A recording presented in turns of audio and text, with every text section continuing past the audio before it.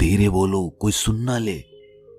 ये बात हम सब के कानों में पड़ी होगी और हमारे मुंह से भी निकली होगी, लेकिन सोचने की बात यह है कि ये वाक्य कब कब हमारे मुंह से निकलता है और कब कब हमारे कानों में पड़ता है, क्योंकि ऐसे कम ही गुप्त राज होते हैं जो हम दूसरों के कानों में पड़ने नहीं देना चाहते। अक्सर परिवार में अशांति का कारण हम स्वयं ही होते हैं। हम इस बात को देख पाए भले ना देख पाए, पर ये असल सत्य है, क्योंकि जाने अनजाने मूर्खतावश हम खुद ही अपनी वो बातें दूसरों को बता देते हैं जो हमें कभी नहीं बतानी चाहिए। और वही बातें जो जाने अनजाने हमने किसी दूसरे के सामने बता दी थी, वही हमारे दुख का कारण बन जाता है, वही हमारे झगड़े का कारण बन जाता है। और फिर बाद में हमें पछतावा होता है कि मुझे ये बात किसी को बतानी नहीं चाहिए थी, मेरी ही गलती हुई कि मैंने जाने अनजाने ये बात सभी को बता दी। इसीलिए आज की जो बौद्ध कहानी मैं आपको सुनाने वाला हूं, उसे सुनने के बाद आपको 7 ऐसी बातें पता चलेंगी जो आपको कभी किसी को नहीं बतानी। ये जो 7 बातें हैं जो आपको किसी को नहीं बतानी, क्यों नहीं बतानी, इसके पीछे का तर्क भी मैं आपको दूंगा। और इन 7 बातों के अलावा अगर आपको लगता है कि कोई बात ऐसी है जो मुझसे छूट गई या मैं नहीं बता पाया, तो कमेंट सेक्शन में जरूर बताना। इससे पहले कि आप इस बौद्ध कहानी में खो जाएं, इस चैनल को सब्सक्राइब जरूर कर लें। तो चलिए कहानी शुरू करते हैं। एक समय की बात है, एक नगर में रिंकू नाम का एक युवक रहता था। वो युवक बहुत गरीब था, कुछ पैसा नहीं था उसके पास। 2 वक्त की दाल रोटी भी बड़ी मुश्किल से उसको नसीब होती थी। किसी काम की तलाश में दिन रात खोज करने पर भी उसे कोई काम नहीं मिल रहा था। फिर एक दिन उसने अपनी पत्नी के सामने अपनी सारी समस्या बता दी। उसने अपनी पत्नी को कहा कि मैं जिस जगह भी काम मांगने के लिए जाता हूँ तो हर कोई मुझे ये कहकर काम नहीं देता कि हमारे यहाँ काम की जरूरत नहीं है।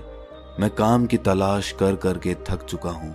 मुझे समझ नहीं आता कि मैं तुम लोगों का पेट कैसे भरूंगा, अपने बच्चों को कैसे पालूंगा, और ये चिंता मुझे दिन रात खाए जा रही है। ये सुनकर उसकी पत्नी ने कुछ सोचकर कहा कि तुम एक आदमी के पास एक बार ही काम मांगने के लिए जाते हो, और जब वो काम नहीं देता तो तुम दोबारा उसके पास जाते तक नहीं हो। अगर तुम्हें उनसे काम लेना है तो तुम्हें हमदर्दी जतानी होगी, तुम्हें उनसे हमदर्दी हासिल करनी होगी, अपनी गरीबी दिखानी होगी, ताकि वो लोग तुम्हारी मजबूरी समझकर तुम्हें काम पर रख लें।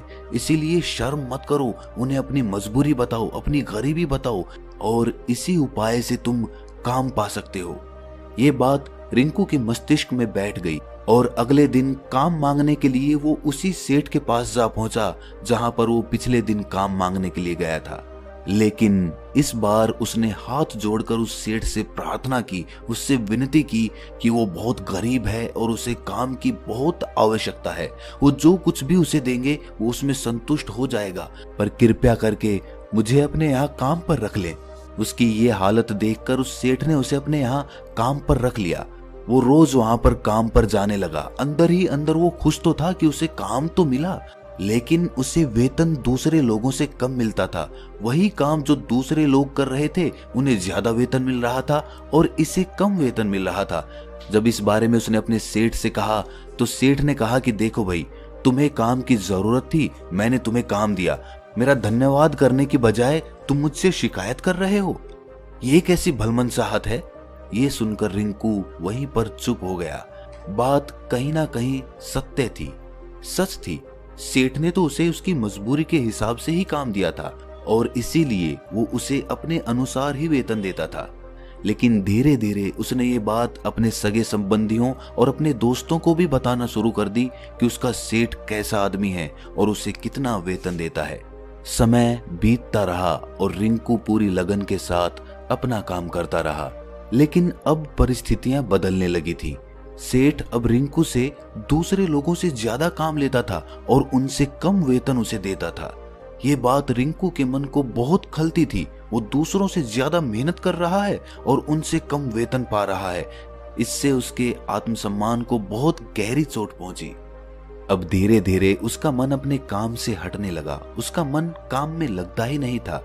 जाहिर सी बात है कि ऐसी जगह किसका मन लगेगा जहां आदमी को अपने आत्मसम्मान के साथ समझौता करना पड़े। इसीलिए जल्द ही उसने अपना काम छोड़ दिया और वो घर पर आकर खाली बैठ गया। अब उसके पास घर का खर्चा चलाने के लिए भी पैसे नहीं बचे थे। इसीलिए उसने अपने सगे संबंधियों और अपने दोस्तों से सहायता मांगनी शुरू की। लेकिन उसके दोस्त उसके सामने तो उसे दया का पात्र समझते थे, उसे दिलासा देते थे, लेकिन पीछे से उसका मजाक उड़ाते थे। वो कहते कि कितना बेवकूफ है, सेठ ने इतना काम लिया और बेचारे को पैसे भी नहीं दिए। अरे हम इसको पैसे दे दें तो ये कल हमारा भी पैसा वापस कर पाएगा? इसकी ऐसी हालत है, काम तो इसके पास कुछ है नहीं, पैसा कहां से लाके देगा?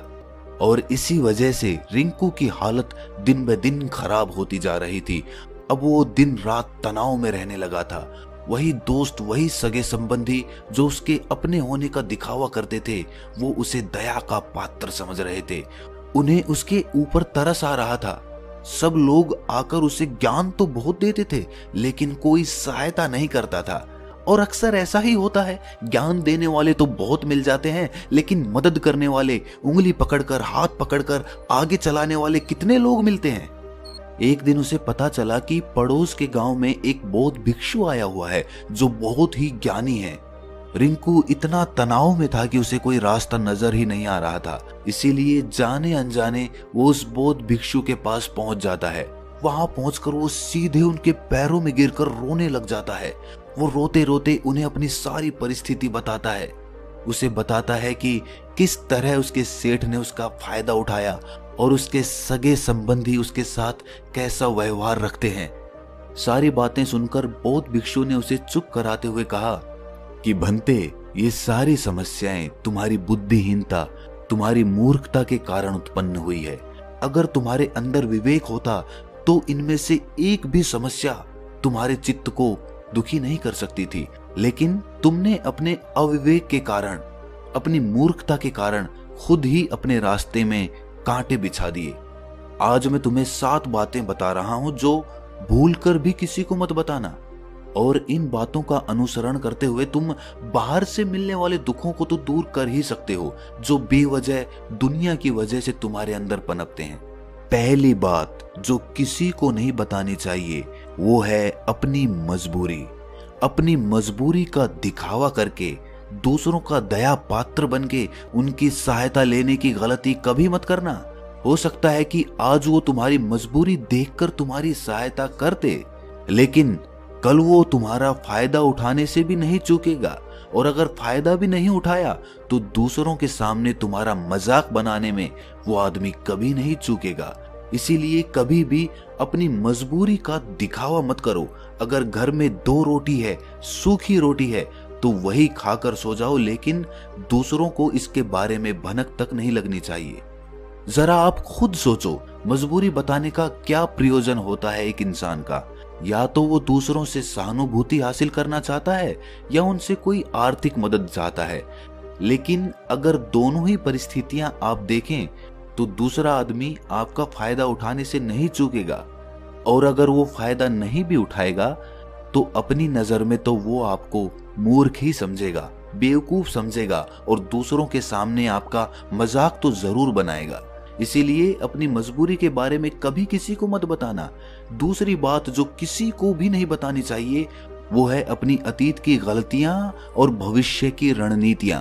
जरा सोचो कि अगर हम अपने अतीत की गलतियां किसी दूसरे को बताते हैं तो उसका क्या प्रभाव होगा। वो गलतियां ठीक तो नहीं की जा सकती, जाहिर है, तो उन्हें बताने का क्या प्रयोजन रह जाता है। आप अपने अंधेरे पक्ष को खुद दुनिया के सामने बता रहे हो, खुद अपनी गलतियां दूसरों के सामने बता रहे हो। इससे उस आदमी की नजर में आपका एक चरित्र गठित हो जाएगा और वो भविष्य में हमेशा आपको उसी नजरिए से देखेगा। इसीलिए किसी भी आदमी की नजर में अपना चरित्र गठित मत होने दो। और जरा सोचो कि आप व्यर्थ में ही अपने भविष्य की रणनीतियां दूसरों के सामने बता रहे हो। जो लोग आपके काम का हिस्सा ही नहीं हैं, उनके सामने अपनी भविष्य की रणनीतियां, अपनी डींगे हाँकने का क्या फायदा? वो लोग आपकी सहायता तो नहीं करेंगे, लेकिन आपकी भविष्य की रणनीतियों में बाधा जरूर बन सकते हैं। आप खुद अपने विवेक का इस्तेमाल करिए और सोचिए कि आपके साथ भी ऐसा हुआ है कि आपने अपनी भविष्य की रणनीति किसी को बताई हो और वो कामयाब ही ना हुई हो। जरूर हुआ होगा, जरा गौर से सोचिए। तीसरी बात जो किसी को नहीं बतानी चाहिए वो है अपने घर की बातें। जो भी हमारे घर के अंदर आपस में बातचीत होती है, हमारे माँ बाप के साथ, हमारी पत्नी के साथ, हमारे बच्चों के साथ, वो बातें परिवार तक ही सीमित रहनी चाहिए। अगर आप इन बातों का दूसरों के सामने ढिंढोरा पीटते हो तो दूसरों को आपके घर में घुसने का एक मौका मिल जाता है और वो इसका फायदा उठाने से कभी नहीं चूकेंगे। वो आपके परिवार के सदस्यों को आपसे दूर लेकर जाने की कोशिश करेंगे। अक्सर ऐसा होता है, हम समाज में देखते हैं कि हम अपने घर के झगड़ों को कम करने के लिए उन झगड़ों को अपने पड़ोसियों और दूसरे सगे संबंधियों को बता देते हैं, लेकिन इससे आपको सहायता कभी नहीं मिली होगी, बल्कि आपके घर के लड़ाई झगड़े और ज्यादा बढ़ गए होंगे और वो जाहिर है वो बढ़ेंगे। अगर आप अपने माँ बाप की बात दूसरों को बताएंगे तो आपके माँ बाप को बुरा लगेगा ही कि हमारा बेटा हमसे बताए बगैर दूसरों को ये बातें बता रहा है। इसीलिए अपने घर की बातें और अपने घर के लड़ाई झगड़े किसी के सामने मत बताना। अगली बात जो मैं आपको बताने जा रहा हूं, जो किसी को नहीं बतानी चाहिए, वो सुनने पर बहुत अजीब लग सकती है, लेकिन उसका सत्य भी मैं आपको एक तर्क के माध्यम से दूंगा। मैं कहता हूं कि अपनी आमदनी किसी को मत बताना। अब अपनी आमदनी ना बताने के पीछे क्या प्रयोजन हो सकता है? जरा सोचिए कि आप अपनी आमदनी अपने दोस्तों को बता देते हैं, तो जब आपके दोस्तों को जरूरत पड़ेगी तो वो सिर्फ आपको ही याद करेंगे, क्योंकि उनको पता है कि अगर आपकी आमदनी ज्यादा अच्छी है तो आप ही उनकी मदद कर सकते हैं और इसीलिए ज्यादा लोग आपसे सहायता मांगेंगे। और जब आप उनकी सहायता नहीं करेंगे तो वो सोचेंगे कि इस आदमी के पास पैसे हैं, मेरी सहायता कर सकता है, लेकिन ये सहायता कर नहीं रहा है। और इसीलिए आपकी आमदनी आप दोनों दोस्तों के बीच एक झगड़े का कारण हो सकती है। कम आमदनी होगी तो लोग मजाक उड़ाएंगे और ज्यादा होगी तो सहायता मांगेंगे। तो अपनी आमदनी बताने का कोई प्रयोजन नहीं है। अगली बात जो मैं आपको बताने वाला हूं उसे अपनी गांठ बांध लेना और किसी को ये बात मत बताना। अपनी कमजोरियां और अपनी ताकत। अक्सर इंसान को पता नहीं होता है कि उसकी कमजोरी या उसकी ताकत क्या है, लेकिन अगर आपको अपनी कमजोरी और अपनी ताकत पता है तो पहली बात तो आप बहुत ही बुद्धिमान आदमी हैं, और दूसरी बात कि आपको ये बातें किसी से साझा नहीं करनी है, क्योंकि अगर आपकी कमजोरियां दूसरों को पता चल गई तो वो आपकी कमजोरियों का फायदा उठाएंगे, और अगर आपकी ताकत पता चल गई तो वही ताकत आपकी कमजोरी बन जाएगी, क्योंकि वो ताकत दूसरे आदमी को पता है और वो ताकत की काट भी ढूंढ ही लेगा। अपनी कमजोरी और अपनी ताकत अपनी पत्नी या अपने पति को भी नहीं बतानी चाहिए, क्योंकि इसके बाद आपको घर में उनसे हमेशा दब के रहना पड़ेगा। अगली बात जो किसी को नहीं बतानी चाहिए वो है अपने मित्र और अपने शत्रु। आप अपने मित्रों के बारे में अगर दूसरे लोगों को बताएंगे तो वो आपके मित्रों के साथ अपनी घनिष्ठता बनाकर आपको धोखा दिलवा सकते हैं। आपके गहरे मित्रों को आपसे दूर करने का प्रयास कर सकते हैं। अक्सर आम आदमी ऐसा नहीं करता, लेकिन आपके दुश्मन ऐसा करने की कोशिश कर सकते हैं। और दूसरी तरफ आपके शत्रु का भी किसी को नहीं पता लगना चाहिए, क्योंकि आज जो आपका मित्र है अगर कल वो आपका दुश्मन हो गया तो वो आपके दुश्मन के साथ ही मिलकर आपको परास्त कर सकता है, आपको धोखा दे सकता है। इसीलिए अपने सबसे अच्छे दोस्तों को भी अपने दुश्मन के बारे में कभी मत बताना। अगली और आखिरी बात कहना चाहता हूं कि जब तुम दान करते हो तो दान के बारे में भी किसी को मत बताना, नहीं तो दान करना व्यर्थ हो जाता है, बेकार हो जाता है। जब आप अपने दान का ढिंढोरा पीटते हो तो आप ये बता रहे हो कि मैं कितना बड़ा दानी पुरुष हूं, और ये आपके अंदर एक अहंकार निर्मित करेगा। इसीलिए दान गुप्त रूप से किया जाए उतना ही अच्छा होता है, उतना ही फलदायी होता है। जब आपका बायां हाथ दान कर रहा हो तो दाएं हाथ को भी ना पता चले कि बायां हाथ दान कर रहा है। ये 7 बातें जो बौद्ध भिक्षु ने रिंकू को बताई, इनमें संसार के सभी सिद्धांत छिपे हुए हैं। इन बातों का अनुसरण करते हुए आप अपने घर में सुख शांति बना सकते हैं और घर के झगड़े हमेशा के लिए दूर कर सकते हैं। आप इन बातों के बारे में अपने विवेक से भी सोचेंगे तो आपको ये बातें सच मालूम पड़ेंगी। और हमारा कहानी सुनाने का मकसद यही है कि आपका विवेक जागृत हो, आप खुद उन बातों के बारे में सोचें जो हम आपको बता रहे हैं, और अगर हम गलत हैं तो आप कमेंट सेक्शन में वो बात जरूर बताएं जिस पर हम गलत हैं। और इनके अलावा भी अगर आप कुछ जानते हैं तो उन बातों को भी कमेंट सेक्शन में जरूर डालें। तो दोस्तों कैसी लगी आपको ये कहानी कमेंट सेक्शन में जरूर बताना, और अच्छी लगी तो इस चैनल को सब्सक्राइब जरूर कर लेना।